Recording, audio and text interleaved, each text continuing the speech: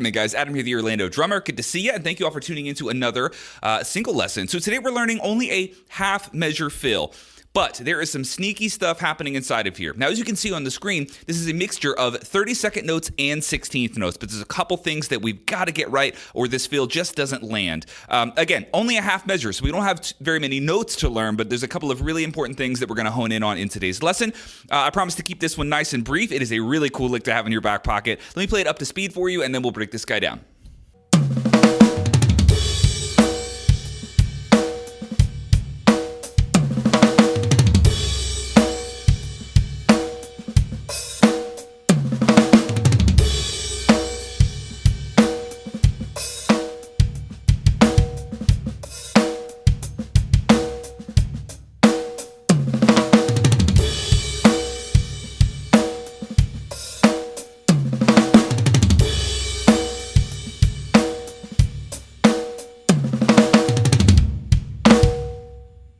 So let's talk about what's happening from the downbeat of 3 or the center of the measure. So you're always going to play a groove to get this thing started. Of course, you can make up a fill and attach it to the front end of this, but that's not normally how I play it. I play it as kind of its own unique half measure idea that begins on the downbeat of 3.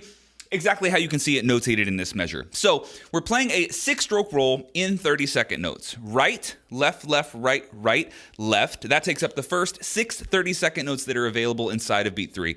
We are accenting the downbeat of 3 really loud, but that goes up to the rack tom. So we have this for our 6-stroke roll in beat 3.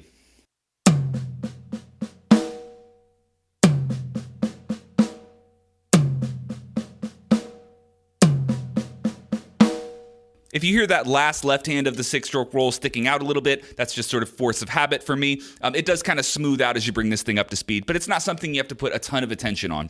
What you do have to put a ton of attention on is the right hand that we're following up against this 6-stroke roll. That's going to be on the snare drum, and it is really, really loud. Now, it's only a 16th note, meaning that right hand takes us through the rest of beat 3, and we don't play again until the downbeat of 4. And I think it's going to make this easier to go ahead and include the downbeat of 4. So we have a 6-stroke roll, the first note of which is accented up on a rack tom. Everything else is finished down on the snare. Then we add a 16th note right hand snare accent, followed by a left hand 16th note snare accent. So all of beat 3 and the downbeat of 4, we would have this.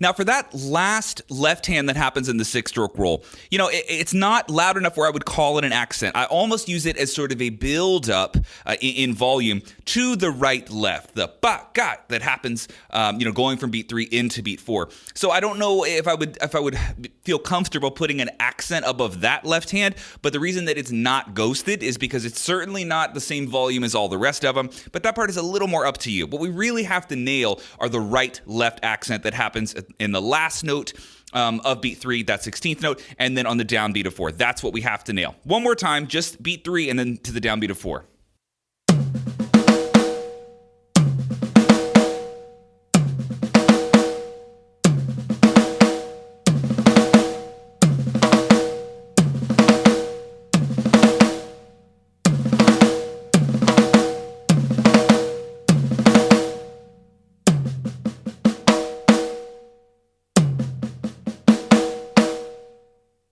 All right, if that's feeling good, I have some good news for you.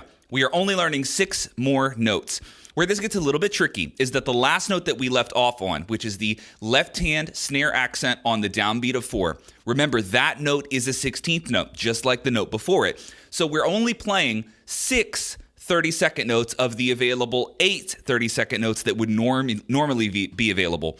2 of those 30-second notes we've turned into 1 16th note. That's the downbeat of 4.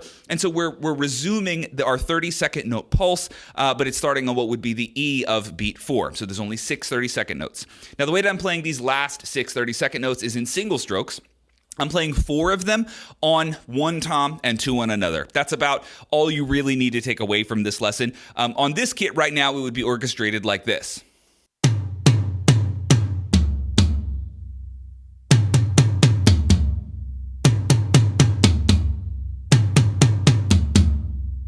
If you had some other tom orchestration you wanted to work out, you totally could.